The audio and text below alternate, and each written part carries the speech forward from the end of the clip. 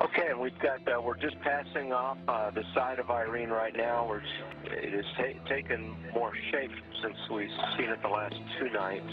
The eye is not yet discernible to tell if it is big. I'll zoom back. Malevolent weather system nearly 700 miles wide. We're following breaking news right now out of Washington, D.C., where a magnitude 5.3 earthquake has been felt in the D.C. area. The Pentagon has been evacuated. We were just talking to Senator Coons of Delaware, who, like so many others right now, slightly shaken by the tremors that they felt. The senator telling me live that the ground literally shook. Workers at Japan's Fukushima plant say the ground under the facility is cracking and radioactive steam is escaping through the cracks.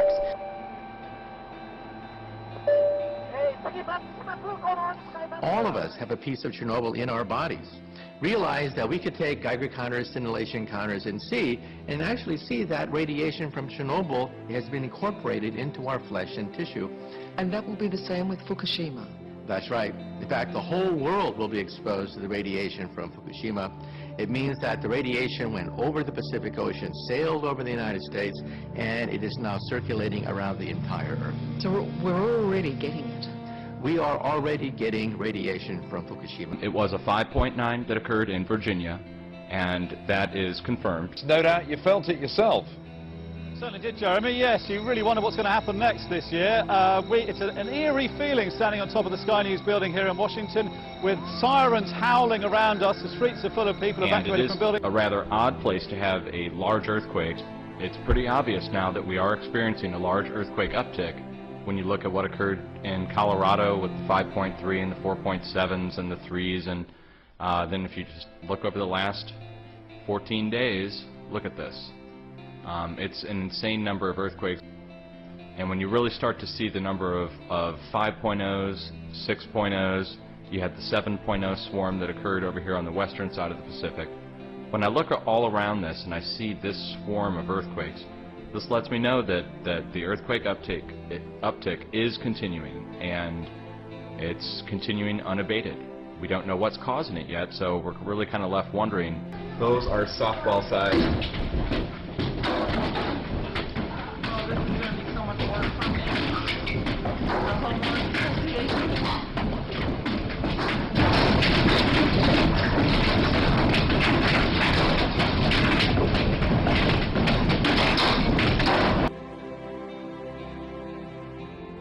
Oh my God. That's real stuff. Yes. That's unbelievable. Oh my God, I can't believe it myself. Is it snow? Oh, Snow. Oh my God. It's snow in Auckland. Oh my God, it's snow. No.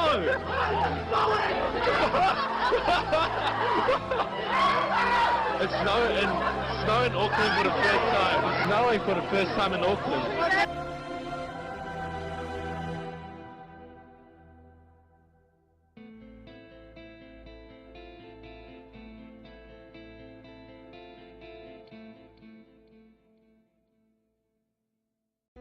In our obsession with antagonisms of the moment, we often forget how much unites all the members of humanity. Perhaps we need some outside universal threat.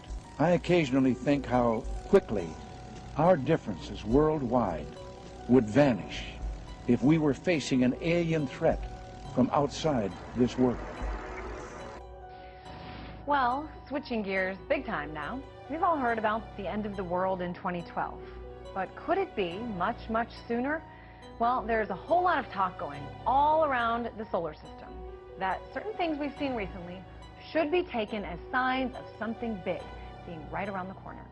From the devastating earthquake in Japan to massive flooding in the U.S., the likes of which we've never seen, tornadoes, volcanoes, all kinds of natural disasters. And now we're expecting a comet Yellen-in. Will be coming close to Earth, relatively speaking, in just a few short months, expected here on October 16th of this year.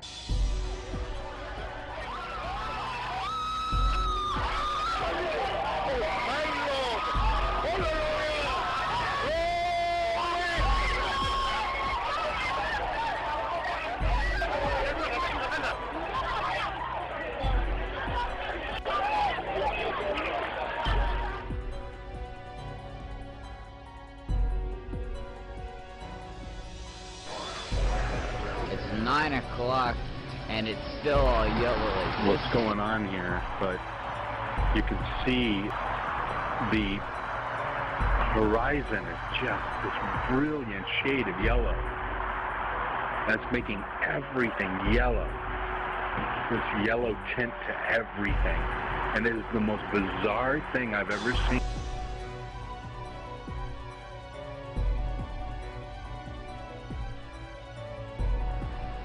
Look at this. Yeah, what do you think that is? Bizarre. Yeah, but it looks like aliens. It's not closing up.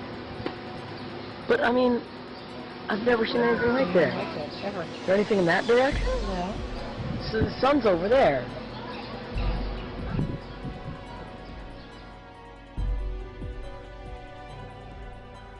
We're the only agency in the federal government that's responsible for the safety and well-being of people, not only here on Earth, but off this planet. Think about the natural disasters that could occur in your area. Think about attacks that could come like 9/11 from outside forces, and talk to your family about your work and what they need to do to prepare for the unforeseen.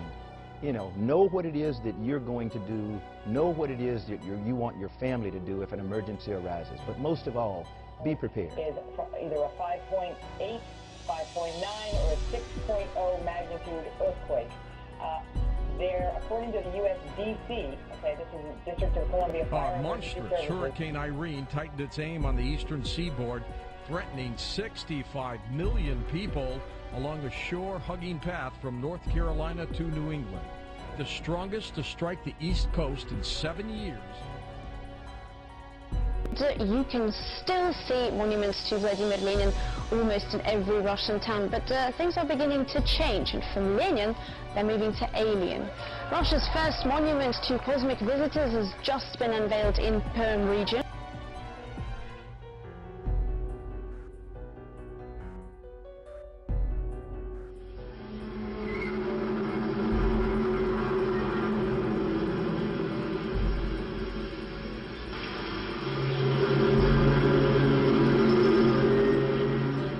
Canadian environmental sound detectives are looking into a very mysterious humming sound and vibrating effect in the border city of Windsor, Ontario. That's right across the Detroit River from Detroit. Ontario's Ministry of the Environment has received more than 300 complaints since March about this phenomenon that residents describe as a low-level, throbbing hum in the evening. Now, a lot of people around the United States have heard this too. As a result, the ministry has set up seismic and sound monitors, but there hasn't been any official word on just what's been recorded. Since the humming began in March, theories of its source have abounded. The components of DNA have now been confirmed to exist in extraterrestrial meteorites. Researchers announced a different team of scientists also discovered a number of molecules linked with a vital ancient biological process, adding weight to the idea that the earliest forms of life on Earth may have been made up in part from materials delivered to Earth, the planet, from space. A crisis of leadership. We've been talking about this all week. But what if there was some sort of outer space crisis? An alien invasion sounds crazy, perhaps, but then who thought we'd ever see the stock market swing 5% a day all week long? So maybe it's not as far-fetched as it sounds. If aliens invaded, who would step up to lead us in that fight, and could we even win? Well, the Kepler satellite currently orbiting in outer space has identified about 50 planets that seem very much Earth-like. In fact, every week we discover another Jupiter-sized planet in outer space. But a few of them may have intelligent life, perhaps even more advanced than what we have on Earth. Now, so how does this actually work? When Discovery decided they were going to do a show on alien invasions, your phone rings because you're on the sort of speed dial for theoretical physicists who can help them do the war game for how this might play out?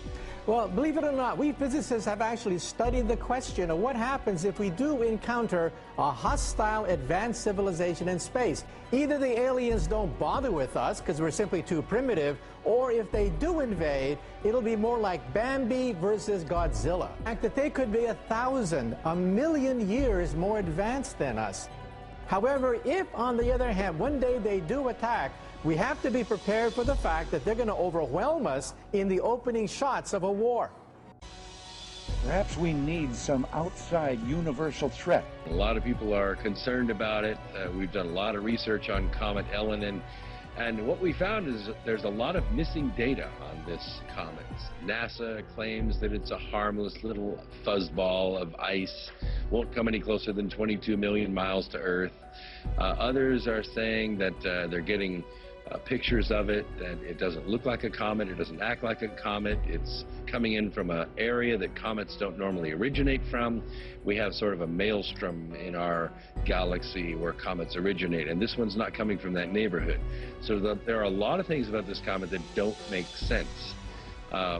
Couple that with the arrival of a very large asteroid along around the same time, coming in from a different angle, and the launch of the new emergency alert system on the same day of the arrival of that asteroid. And you have some very strange coincidences that it seems the officials are not being upfront about. I occasionally think how quickly our differences worldwide would vanish if we were facing an alien threat from outside this world. Now, I'm wondering if there can't be an upside to all this. I'm a big fan of the original Star Trek series, and it was only when, you know, there were alien civilizations that seemed to challenge the Earth that you found that the Earth got its act together for the kind of global governance that all the, you know, all the visionaries say we need that if we're going to deal with climate change, if we're going to deal with all the modern issues, global finance, where the sovereignty of individual nations is actually a political barrier to solving these big problems. So can there be an upside to the alien threat?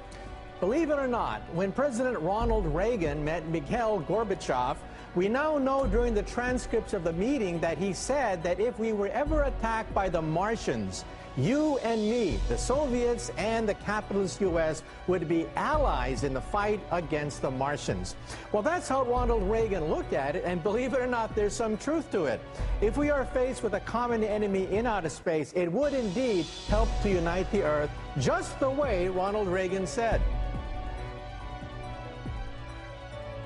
Hey guys, look, the aliens are coming. Look, my dude. We're live on 174. You can see we out here. Look, me and the homie, shit is real. What the hell? The alien invasion? I have no idea what is that.